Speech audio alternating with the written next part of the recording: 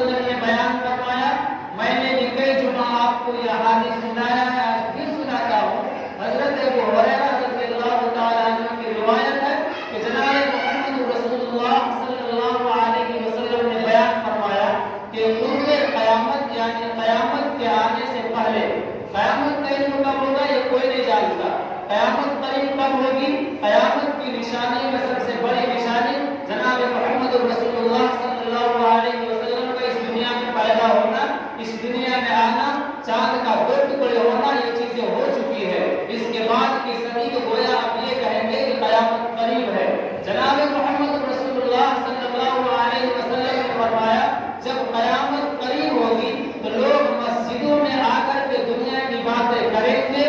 اور اڈے لگا کر کے وہ بیٹھیں گے۔ تو اللہ کے رسول نے فرمایا کہ اس وقت تم ان لوگوں سے منہ کو موڑ لینا اور اللہ تبارک و تعالیٰ کو دنیا میں بات دنیا مساجد کے اندر دنیا کی بات کرنے والا انسانوں کی کوئی ضرورت نہیں ہے۔ جناب محمد رسول اللہ صلی اللہ علیہ وسلم کی اس حدیث کو میں نے کئی جمعہ بیان کیا، لیکن ہم اور آپ اللہ کے اس رسول کو ماننے کو تیار نہیں ہے۔ نماز کا جس وقت بھی ہو ہم پیلروں میں یا صاحبان کے اندر بیٹھے ہوئے ہوتے ہیں، سیال میں بیٹھے ہوئے ہوتے ہیں اور سب میں اول کھڑی ہوتی ہے، جب تکبیر کہی جاتی ہے تو ہم دوڑتے ہوئے آتے ہیں۔ حالانکہ سکون و اطمینان اللہ کے رسول صلی اللہ علیہ وسلم کا فرمان ہے کہ سب میں اول اگر پھول جب تک نہ ہو جائے دوسرے صف میں مت بیٹھو، اور اگر سب میں اول بھر جائے تب دوسرے صف میں بیٹھو۔ ایک بزرگ کا ایک دن میں تحریر پڑھ رہا تھا،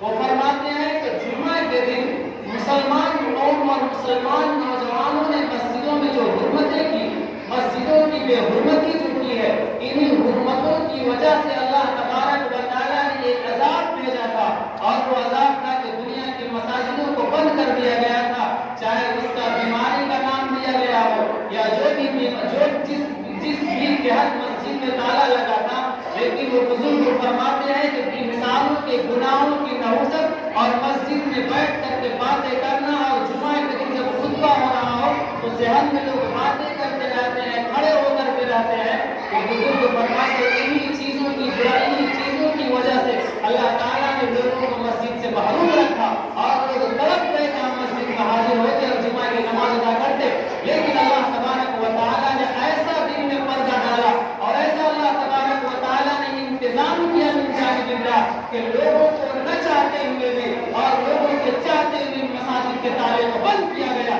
تاکہ دنیا میں اللہ کے رسول صلی اللہ علیہ وسلم کی فراہمی کو پورا کرنا ہو۔ جناب محمد رسول اللہ صلی اللہ علیہ وسلم کی یہ روایت ہمارے اور آپ کے لیے ہے۔ میں نے کہا کہ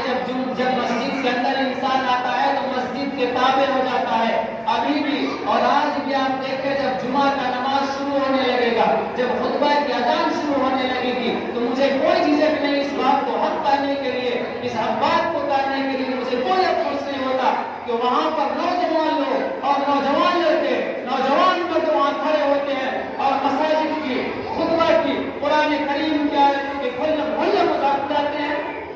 اٹھائیے قرآن کریم کی سورۃ الجمعہ کی تفسیر، یا ایھا الذین آمنوا اذا نودی للصلاۃ من یوم الجمعہ فاسعوا الی ذکر اللہ، یا ذکر سے مراد ہے خطبہ، کہ لوگوں جب جمعہ کی اذان ہو جائے تم اپنے کاروبار کو چھوڑ دو اور اللہ تبارک و تعالیٰ کی عبادت کی طرف دوڑو اور خطبے کو اطمینان و سکون کے ساتھ سنو۔ فاسعوا الی ذکر اللہ، یا ذکر سے مراد تمام مفسرین بھی اتفاق فرماتے ہیں کہ ذکر کا مطلب ہے خطبہ کو غور سے سننا، اور اگر سنائی نہ بھی دے رہا ہو تو خطبہ پڑھنے والے خطیب کی طرف توجہ کی نگاہ سے دیکھنا۔ جناب محمد رسول اللہ صلی اللہ علیہ وسلم نے فرمایا کہ قیامت سے قریب ایسا بھی ہوگا کہ گانے اور بجانے کے آلات عام ہو جائیں گے۔ گانے اور بجانے کے آلات آج عام نہیں ہوئے، بلکہ گانے اور بجانے کے سامان اتنے عام ہو گئے کہ آج مسجدوں میں بھی گانے اور بجانے کا رسم و رواج اور گانے اور بجانے کا نماز کے دوران بجتی ہے۔ سنیں، مسئلہ یہ ہے کہ اگر کوئی آدمی نماز پڑھ رہا ہو، ذکر اللہ میں مشغول ہو، اور کوئی آدمی قرآن مقدس کی زور سے تلاوت کر رہا ہو، اور کوئی آدمی نماز پڑھ رہا ہو، تو اس قرآن مقدس کی تلاوت کرنے والے آدمی کے لیے یہ جائز نہیں ہے کہ زور سے قرآن کریم کی تلاوت